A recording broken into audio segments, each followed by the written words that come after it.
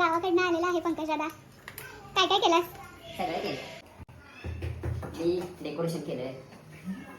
Decoration आणि रांगोळी काढली. काय म्हणला? कुणी सुद्धा खाली बसू नका सा. कपड्याची निकळी घालून जातो कोण? काय? मला काय मी पुसणार पडणार तुमची दिवसभराच्या घरात. तुम्ही काय पडणार? काय एक बस मजा? मजा कुठे एक बस तुमची सगळ्यांची? मजा करत असतो मी मजा मग. नाही करायचं म्हणलं की मी करून टाकू मजा तुमची बघायला नसते.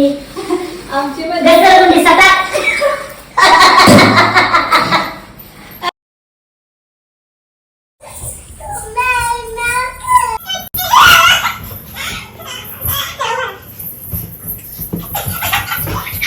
काय चाललंय माझ्या घरावर छोट माझं.